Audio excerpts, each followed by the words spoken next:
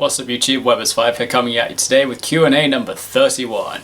So before I get into the Q&A guys, just want to do a quick shout out to new subscriber Steve Hunter. Thank you so much, you're the reason my channel is growing stronger. So today I've got questions from two people. So first three questions are from Express Gaming. Questions look surprisingly similar to the ones that were asked to Darkretition84 yesterday, but let's quickly get through them. Question 1. Do you enjoy pancakes? Yes, I do like pancakes. I don't have them too frequently though, because for me, frankly, I tend to only eat them as a depression food, so I typically only eat them whenever I'm upset, or unless it's pancake day. 2. What toppings do you like on your pancakes? I'm quite boring with mine. I just like mine with sugar, not even lemon. I hate lemons. I think it's disgusting. I just find it. Bit of sugar, I'm happy. 3. Have you ever made pancakes before, and can you flip it out of the pan in the air without breaking the pancake? I have never tried, and I have no intention in trying. I prefer to just make sure that it goes smoothly than that I can eat it without it being completely destroyed. Okay, and the next 5 questions are once again from Darkretition84. Question 1, which seems like a rather longish question. Suppose the world of Harry Potter and the Duel Monsters spirit world collided. That'd be pretty insane. I would like to see that happen at some point. I can see the Dark Magician, his upgraded forms, except Dragoon, the Magician Girls, Magician's Valkyria, the Prophecies, and the Silent Magicians being in Gryffindor. What houses do you think these spellcasters would be sorted in? Endymion the Mighty Master of Magic, Endymion the Master Magician, Jackal King, Master Cerberus, Red Eyes Dark Dragoon, Jalgan, Chaos Sorcerer, Astrograph Sorcerer, and Chronograph Sorcerer.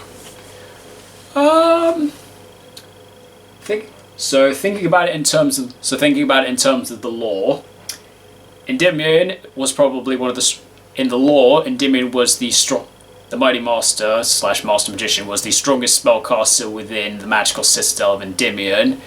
He's the one who basically set up the Endymion's lab, which also hosted the mythical inside the mythical institution, which is where all the mythical beasts were created. So naturally, all the spellcasters around the Endymion archetype, including things like the Prophecies, they're very intelligent, and basically most of the intelligent students in Hogwarts go into Ravenclaw, so I could very easily see them being put into that house.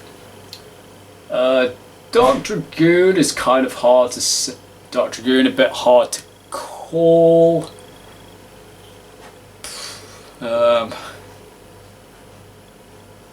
I'd probably put Dark Dragoon in Slytherin because naturally people don't use him for the best purposes, so he's always got that bit of evil streak within it.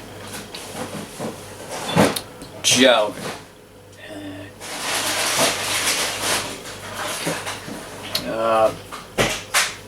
Frankly, I'm not really too sure about all the others, but frankly, I think they could go in any of the houses, but I'm not entirely sure out of it. Question 2. I can't remember if I asked this, but have you thought about doing a 1 copy per card tournament? I'd be up for that. If I did ask this, don't worry about answering this question. I have thought about doing it once. I did suggest it to the Yugi group, and everyone shot the idea down because they said it was stupid, so by default I've never attempted it. No. Question 3. How would you react if Endymion got a light ray counterpart?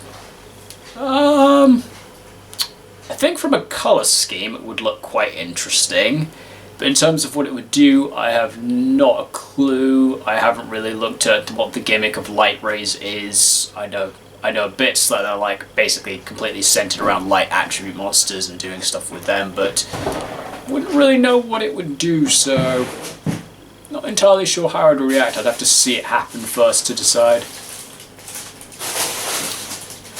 4. Do you know how many times people asked you if you were bringing back your Blackwings? From what I can check, from what I've checked through my channel, you're the only person who's ever asked me about bringing back my Blackwings, so the answer to that would be however many times you have asked me if I'm bringing back my Blackwings. And if you plan to ask me again, I'm not planning to bring it back for current format Yu-Gi-Oh! However, Billingham has suggested I try building a version for Edison format. Because I don't have an Edison deck, I know everyone's into it, I feel I probably should have one. And if Blackwing is within Edison, then sure, I would happily give that a try. So I'll just have to take a look at some Blackwing related builds in there and see what I can come up with. But right now I've got a lot of other things I'm trying to figure out with my decks first. 5. What if the Endymion archetype got its own Kuriboh? What kind of effect could it have? So I actually just spent the last half an hour or so coming up with an idea of what I wanted to do, and this is what I came up with. So I would call it Mythic Kuriboh. Level 1, 300 attack, 200 defense, fiend, and I'd make mine a pendulum monster with a pendulum scale of 4. So pendulum effect I gave it is, if there is no card in your other pendulum zone, same activation requirements as all the mythical beasts as standard.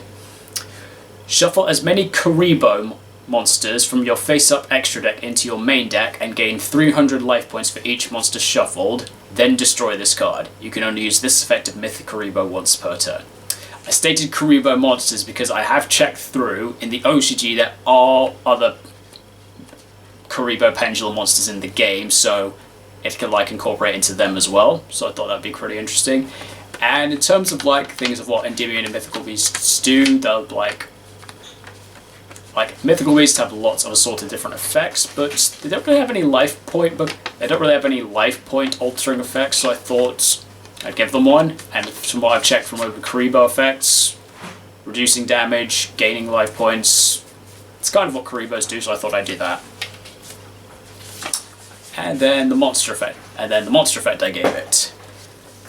This card is always treated as a Mythical Beast card, hence the Mythic Kuriboh. Each time a spell card is activated, place 1 spell counter on this card when that spell resolves, as per the standard of a low-level Mythical Beast monster. Then, once per turn, you can remove 3 spell counters from your field, special summon 1 Mythic Kuriboh from your deck, or add 1 Mythic Kuriboh from your extra deck to your hand. So I kind of gave it that effect, similar to how Kurivolt works in terms of like how that works with Xyz, opposing Xyz, removing their Xyz materials to summon new ones. And so I thought, remove spell counters, summon new ones as well. And I thought about giving it the effect, while this card has a spell counter, it becomes a spellcaster type monster. You know, just to give it like a bit more synergy with other spell counter related decks, since basically all spell counter related cards are spellcasters. But since all Kuribohs by nature have to be fiends, I made it a fiend. So I thought giving it that would give it the flexibility to be more. And then I added an additional effect, which is, if this card is destroyed in the Pendulum Zone and you have no other Kuriboh monsters face up in your extra deck, you can special summon 1 skilled brown magician from your deck or graveyard. You can only use this effect of Mythic Kuriboh once per turn. So since a few sets ago, Konami added into the skilled archetype they added skilled brown magician, which essentially works with Kuriboh monsters. Since it's a monster that holds spell counts, I thought, you know, if Endymion / Mythical Beast was to get like a Kuriboh specific card, maybe just give it something that could work with. Since Kuriboh like has a card that uses spell counts because they've got their own skilled magician counterpart, maybe just give it something that could support that as well. So I thought, why not throw that in? And that is it for today's questions. So thank you very much to DarkPatrician84 and Express Gaming for your questions. Very amusing as always. If anybody else has any questions for me, I do these Q&As every Wednesday afternoon or morning, UK time, depending on my schedule. Thank you so much for watching, guys, and I will see you next time.